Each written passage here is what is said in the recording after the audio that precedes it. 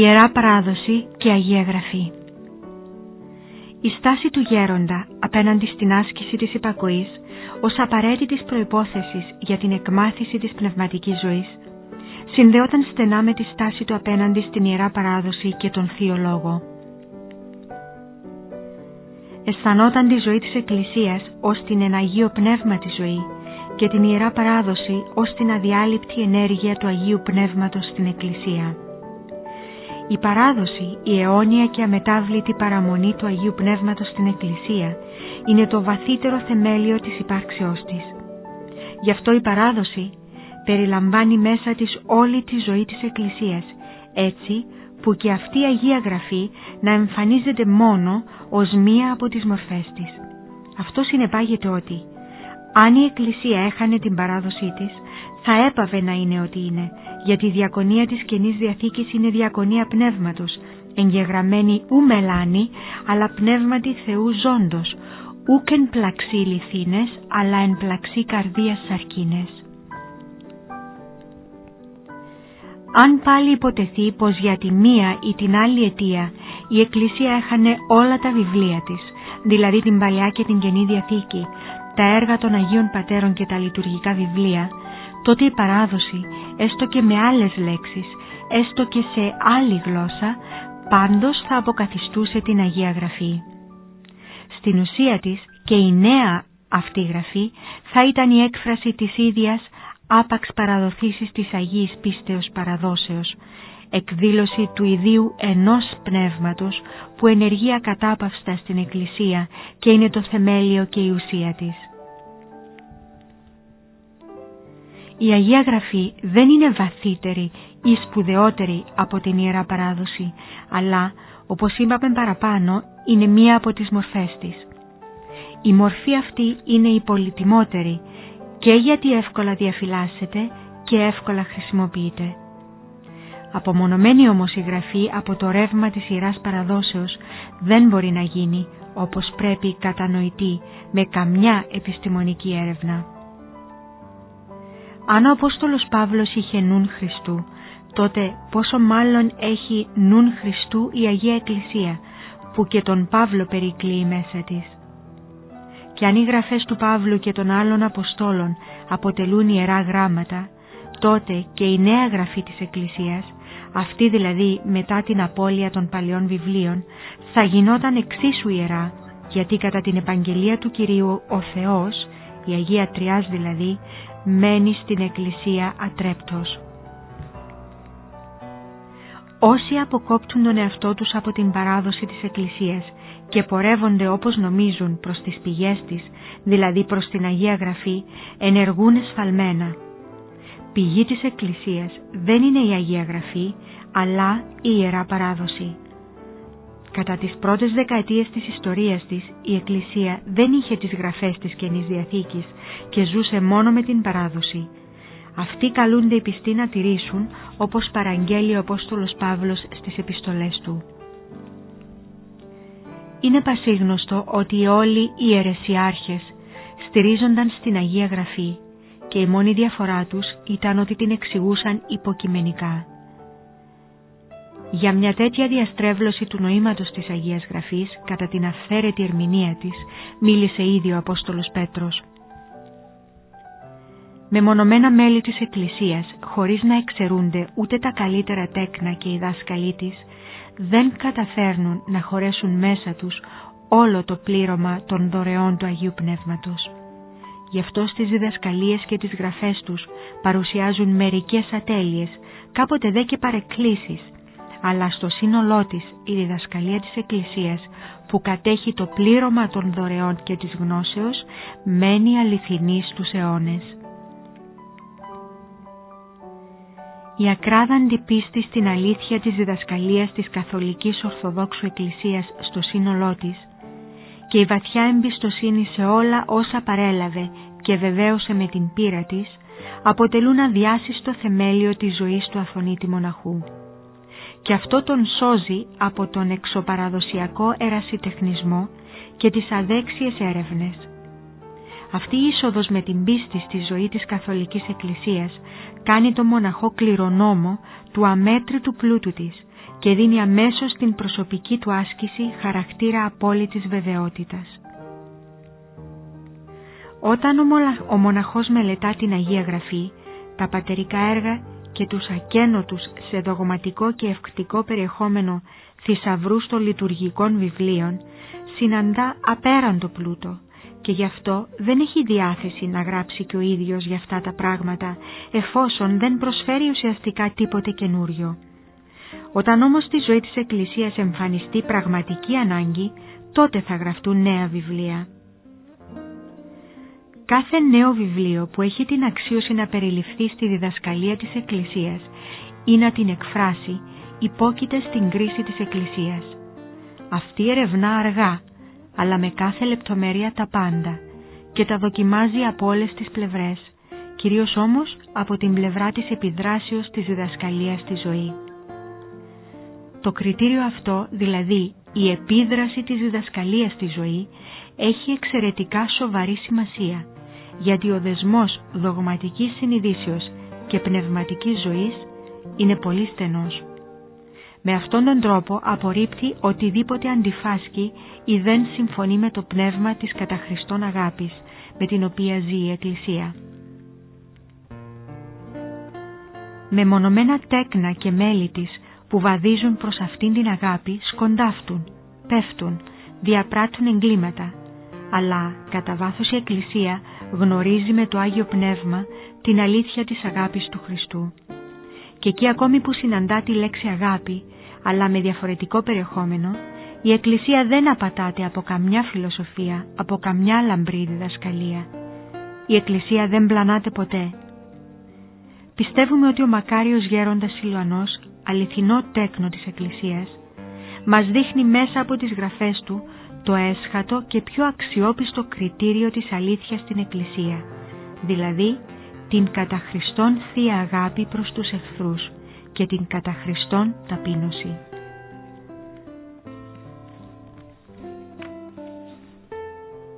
Έγραφε ο γέροντας: «Κανένας δεν μπορεί να γνωρίζει μόνος του τι είναι η αγάπη του Θεού, αν δεν τον διδάξει το Άγιο Πνεύμα». Στην Εκκλησία μας όμως η αγάπη του Θεού είναι γνωστή εν πνεύματι Αγίου και γι' αυτό μιλούμε για αυτήν. Ο Κύριος είναι αγαθός και ελεήμων, εμείς όμως εκτός από όσα λέει η Γραφή δεν θα μπορούσαμε να πούμε τίποτε για την αγάπη Του, αν δεν μας δίδασκε το Πνεύμα το Άγιο. Ο καθένας από μας μπορεί να κρίνει κατά το μέτρο της χάριτος του Αγίου Πνεύματος, την οποία γνώρισε. Οι Άγιοι μιλούν για πράγματα που αληθινά είδαν και γνωρίζουν, δεν μιλούν για κάτι που δεν είδαν. Οι Άγιοι δεν λένε τίποτε από το νου τους. Η θεόπνευστη Γραφή είναι ο βεβαιότερος λόγος, ωφέλιμος για διδασκαλία και νουθεσία σε κάθε αγαθό και θεάρεστο έργο. Η θεογνωσία όμως που αντλείται από αυτήν δεν μπορεί να φτάσει την επιδιωκόμενη τελειότητα αν δεν τη διδάξει ο ίδιος ο Κύριος με το Άγιο Πνεύμα. Ο γέροντας με όλη την αληθινή του ταπείνωση και πραότητα, με ακράδαντη πεποίθηση και εσωτερική αυθεντία, έλεγε πως δεν μπορεί ο άνθρωπος με το νου του να συλλάβει το θείο που γνωρίζεται μόνο δια Πνεύματος Αγίου. Γι' αυτό και η Αγία Γραφή, πνεύματι Αγίο γεγραμμένη, δεν μπορεί να κατανοηθεί με την επιστημονική έρευνα, στην οποία είναι προσιτές μόνο κάποιες εξωτερικές πλευρές και λεπτομέρειες, όχι όμως και η ουσία της. Όσο δεν έχει δοθεί άνωθεν στον άνθρωπο το συνιένετας γραφάς και το γνώνε τα μυστήρια της Βασιλείας του Θεού, όσο δεν έχει ταπεινωθεί στο μακροχρόνιο αγώνα κατά των παθών και όσο δεν έχει γνωρίσει με την πείρα του και αισθητά την Ανάσταση της ψυχής του και όλα όσα βρίσκονται στη μεγάλη αυτή και μυστηριώδη οδό, είναι απαραίτητο να ακολουθεί σταθερά την παράδοση και τη διδασκαλία της Εκκλησίας και να μην τολμά να διδάσκει αφ' αυτού όσο και να είναι διδακτός κατά άνθρωπον, γιατί ακόμη και ο ευφιέστερος ανθρώπινος νους βρίσκεται μακριά από την αληθινή ζωή του Πνεύματος. Το Πνεύμα το Άγιο, το Πνεύμα της αληθείας, ζει ως ένα βαθμό μέσα σε κάθε άνθρωπο και πολύ περισσότερο μέσα στον χριστιανό. Αυτό όμως δεν σημαίνει πως κάθε χριστιανός μπορεί να μεγαλοποιεί την μικρή του σχετικά πείρα της χάριτος και να στηρίζεται με παρησία σε αυτή. Το Άγιο Πνεύμα, το οποίο πραγματικά διαμένει στην Εκκλησία, αναζητά με υπομονή και ηρεμία και αναμένει κάθε ψυχή, αλλά ο ίδιος ο άνθρωπος δεν το αφήνει ελεύθερο να ενεργήσει μέσα του και γι' αυτό μένει αυτός έξω από το φως και τη γνώση των μυστηρίων της πνευματικής ζωής. Συμβαίνει συχνά όταν αποκτήσει ο άνθρωπος κάποια πείρα χάριτος να μην αυξάνει σε αυτή, αλλά να τη χάνει και η πνευματική ζωή του να συγκεντρώνεται στον εγκέφαλο ως διανοητική αντίληψη.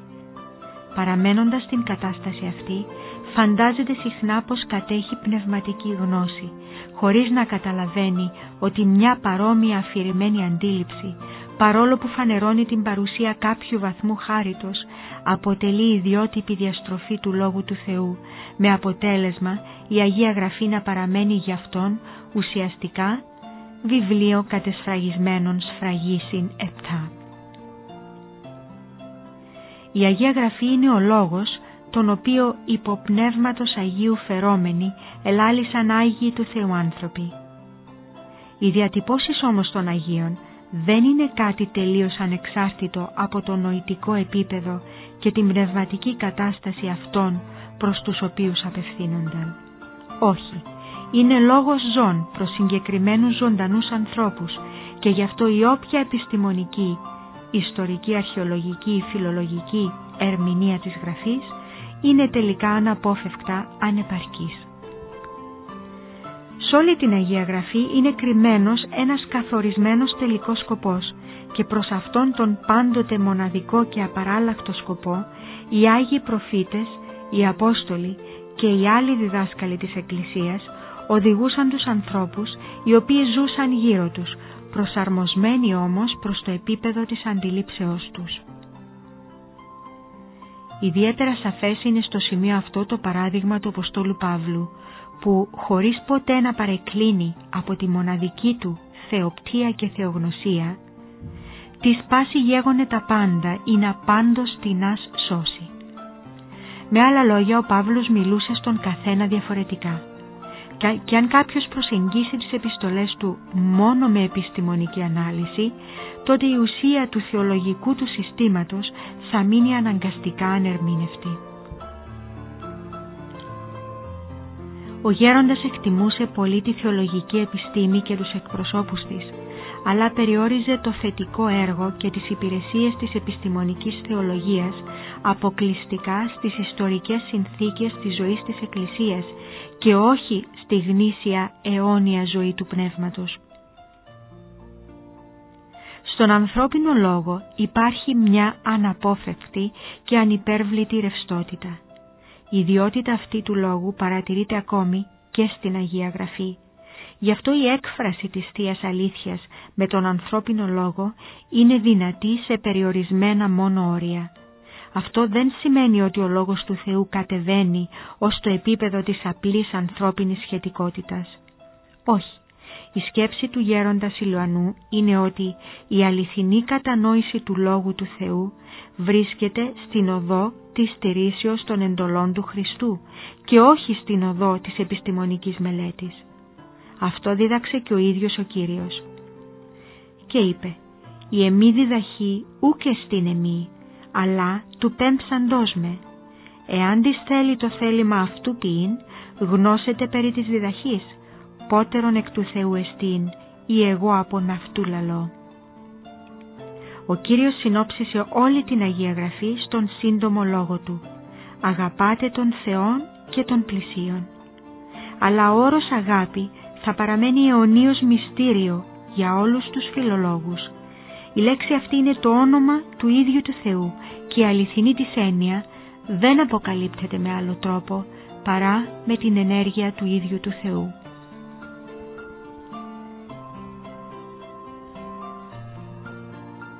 Το όνομα του Θεού.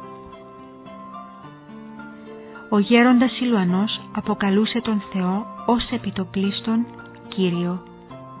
Με το όνομα αυτό εννοούσε άλλοτε την Αγία Τριάδα, άλλοτε τον Θεό Πατέρα, άλλοτε τον Θεό Υιό και σπανίως το Άγιο Πνεύμα. Επικαλούταν συχνά το όνομα του Αγίου Πνεύματος και μάλιστα το επαναλάμβανε ολόκληρο, ακόμη και όταν θα ήταν φυσικό να χρησιμοποιήσει κάποια αντωνυμία στη θέση του. Αυτό το έκανε χωρίς αμφιβολία, επειδή το όνομα του Αγίου Πνεύματος, όπως και το όνομα Κύριος και τα άλλα ονόματα του Θεού, προξενούσαν πάντα στη ψυχή του ζωντανή απήχηση, αίσθημα χαράς και αγάπης.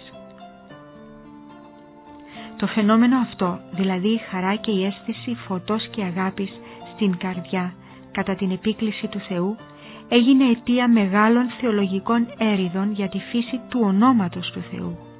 Τις έριδες αυτές προκάλεσε το βιβλίο του Καυκάσιου ερημίτη Ιλαρίωνα «Επί των ωραίων του Καυκάσου». Οι έριδες επεκτάθηκαν έπειτα στη Ρωσία και κατά τα έτη 1912-1916 απασχόλησαν σοβαρά τη ρωσική θεολογική σκέψη και την ιεραρχία. Τελικά οδήγησαν από δογματική άποψη σε τελείως επιτυχή αποτελέσματα. Οι έριδες για το όνομα του Θεού συνέπεσαν με την περίοδο εκείνη της πνευματικής ζωής του γέροντα Σιλουανού, κατά την οποία βρισκόταν σε εντατικό αγώνα εναντίον κάθε εκδηλώσεως του πάθους της καινοδοξίας και της υπερηφάνειας, που ήταν οι κύριες αιτίες των μεγάλων του παθημάτων. Έχοντας συνεχώς στην καρδιά του το γλυκύτατο όνομα του Ιησού, έμενε εντελώς έξω από κάθε έριδα για τη φύση του ονόματος αυτού. Γνώριζε ότι με την ευχή του Ιησού έρχεται στην καρδιά η χάρη του Αγίου Πνεύματος, ότι η επίκληση του Θείου ονόματος του Ιησού αγιάζει όλον τον άνθρωπο καίγοντας μέσα του τα πάθη. Απέφευγε όμως να προσδιορίσει δογματικά αυτό το βίωμα. Σφάλματα διαπράχθηκαν πολλά και από τις δύο πλευρές πριν βρεθεί η ορθή δογματική διατύπωση. Οι έριδες έλαβαν εξαιρετικά θυελλώδη χαρακτήρα και αυτό έθλιβε τη ψυχή του γέροντα Σιλουανού, που περνούσε τις νύχτες του με αδαμιαίο θρήνο.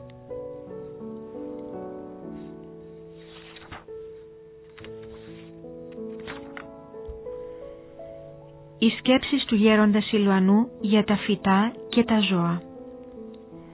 Ο μακάριος γέροντας ήταν για μας άνωθεν δόρημα και εξαίρετο φαινόμενο. Ήταν ο τύπος του γνήσιου χριστιανού που μας κατέπληξε με την τελειότητά του. Στο πρόσωπό του βλέπαμε την αρμονική σύνθεση δύο, θα έλεγε κάποιος, ασυμβίβαστων άκρων. Έτσι βλέπαμε την ασυνήθιστη για τέτοιου είδους ανδρίων ανθρώπων συμπόνια για κάθε ζωντανή ύπαρξη, για κάθε κτίσμα. Και η ευσπλαχνία αυτή έφτανε σε τέτοια όρια που δημιουργούσε φυσικά τη σκέψη πως πρόκειται για παθολογική συναισθηματικότητα. Ταυτόχρονα όμως συναντούσαμε και την άλλη πλευρά του πνεύματος αυτού, που έκανε φανερό ότι και το προηγούμενο δεν ήταν παθολογικό φαινόμενο, αλλά αληθινά υπερφυσικό μεγαλείο και ευσπλαχνία κατά χάριν. Ο γέροντας φρόντιζε ακόμη και για τα φυτά. Πίστευε πως κάθε κακομεταχείριση που τα βλάπτει είναι αντίθετη με τη διδασκαλία της χάριτος. Θυμάμαι μια μέρα που βάδιζα μαζί του το μονοπάτι που οδηγούσε από τη Μονή στο Καλύβι, όπου πέρασα ένα έτος. Το Καλύβι αυτό απέχει από το μοναστήρι περίπου 1 χιλιόμετρο και ερχόταν ο γέροντας να δει την κατοικία μου. Κρατούσαμε στα χέρια ραβδιά, όπως συνηθίζεται στις ορεινές περιοχές, και στις δύο πλευρές του δρόμου φύτρωναν αραιά ψηλά αγριόχορτα. Με τη σκέψη να μην αφήσω τα χόρτα να κλείσουν το μονοπάτι, κτύπησα με το ραβδί ένα βλαστό στην κορυφή του, ώστε να εμποδίσω την ορίμανση των σπόρων. Η χειρονομία μου φάνηκε βάναυση στο γέροντα και με αμηχανία κούνησε ελαφρά το κεφάλι. Κατάλαβα τι σήμαινε αυτό και ντράπηκα. Ο γέροντας Σιλουανός έλεγε πως το Πνεύμα του Θεού διδάσκει τη συμπόνια για όλη τη κτήση, ώστε να μην κόβουμε ούτε τα φύλλα του δέντρου χωρίς ανάγκη. Να, ένα πράσινο φύλλο στο δέντρο και εσύ το έκοψες χωρίς λόγο. Αν και δεν είναι αμαρτία, όμως, πώς να το πω, προκαλεί τον ήχτο. Η καρδιά που έμαθε να αγαπά λυπάται και το φύλλο και όλη τη χτίση, έλεγε. Αυτή όμως η συμπόνια για το πράσινο φύλλο του δέντρου ή για το αγριολούλουδο που ποδοπατούμε συνδυαζόταν μέσα του με την πιο ρεαλιστική αντιμετώπιση όλων των πραγμάτων του κόσμου. Ως χριστιανός γνώριζε πως όλη η κτήση δημιουργήθηκε για να υπηρετεί τον άνθρωπο και γι' αυτό όταν είναι ανάγκη μπορεί ο άνθρωπος να επωφεληθεί από όλα. Ο ίδιος θέριζε το χόρτο, έκοβε ξύλα στο δάσος, αποθήκευε ξύλα για το χειμώνα, έτρωγε ψάρια. Στα γραπτά του γέροντα αξιοπαρατήρητες είναι οι σκέψεις και τα αισθήματά του προς τα ζώα. Πράγματι, ήταν εκπληκτική η συμπόνια του για κάθε κτίσμα, όπως συμπεραίνουμε από όσα διηγείται. Πόσο δηλαδή έκλαψε για την τραχύτητά του προς τη χτίση, όταν, χωρίς ανάγκη, σκότωσε μια μύγα, ή όταν έριξε ζεστό νερό σε μια νυχτερίδα που φόλιασε στον μπαλκόνι του καταστήματός του, ή πως λυπήθηκε τη χτίση και κάθε δημιούργημα, όταν αντίκρισε στον δρόμο ένα κομματιασμένο φίδι. Το ίδιο αξιοθαύμαστη όμως ήταν και η αποδέσμευσή του από κάθε δημιούργημα στη φλογερή ορμή του για το Θεό. Για τα ζώα και τα θηρία σκεπτόταν πως είναι γη, στην οποία δεν πρέπει να προσκολάται ο νους του ανθρώπου, γιατί ο άνθρωπος οφείλει να αγαπά τον Θεό με όλη τη διάνοια και με όλη την καρδιά και με όλη τη δύναμή του, δηλαδή με όλο του το είναι, λησμονώντας τη γη. Την προσκόλληση των ανθρώπων στα ζώα που πολλές φορές παρατηρούμε και που κάποτε παίρνει μορφή φιλίας, ο γέροντας τη θεωρούσε διαστροφή της τάξεως, την οποία έθεσε ο Θεός και αντίθετη προς τη φυσική κατάσταση του πρωτόπλαστου. Να χαϊδεύεις τη γάτα ψιθυρίζοντας «Γατούλα, γατούλα» ή να παίζεις και να μιλάς με το σκύλο πάβοντας να σκέπτεσαι το Θεό ή να παραβλέπεις τον πόνο του πλησίον σου φροντίζοντας για τα ζώα ή να φιλονικείς για τα ζώα με τους ανθρώπους, όλα αυτά αποτελούσαν για τον γέροντα Σιλουανό παράβαση των εντολών του Θεού, η πιστή τήρηση των οποίων αναδεικνύει τον άνθρωπο τέλειο. Σε ολόκληρη την Καινή Διαθήκη δεν βρίσκουμε ούτε ένα χωρίο που να λέει ότι ο Κύριος προσήλωσε την προσοχή του στα ζώα. Και όμως εκείνος αγαπούσε πραγματικά όλη τη χτίση. Η πραγμάτωση της τέλειας αυτής ανθρωπότητας κατ' εικόνα του ανθρώπου Χριστού είναι ο προορισμός μας που ανταποκρίνεται στην κατ' εικόνα Θεού φύση μας. Γι' αυτό ο γέροντας θεωρούσε την ψυχική προσκόλληση προς τα ζώα και το πάθος γι' αυτά ως υποβιβασμό της ανθρώπινης μορφής υπάρξεως. Να τι γράφει σχετικά. Μερικοί προσκολούνται στα ζώα, αλλά έτσι προσβάλλουν το Δημιουργό, γιατί ο άνθρωπος κληθήκε να ζει αιώνια με τον Κύριο, να βασιλεύει μαζί του και να αγαπά τον ένα Θεό. Ο άνθρωπος δεν πρέπει να έχει πάθος για τα ζώα, αλλά μόνο καρδιά που να συμπονά κάθε δημιούργημα. Έλεγε ότι τα πάντα χτίστηκαν για να τα χρησιμοποιεί ο άνθρωπος και γι' αυτό όταν υπάρχει ανάγκη μπορεί να επωφελείται από όλα όσα υπάρχουν στη χτίση, αλλά ταυτόχρονα οφείλει να φροντίζει για όλη τη δημιουργία.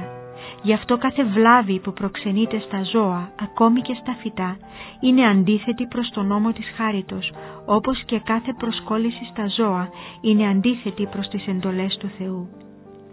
Όποιος αγαπά αληθινά τον άνθρωπο και στις προσευχές του πενθεί για όλο τον κόσμο, αυτός ποτέ δεν προσκολάται στα ζώα.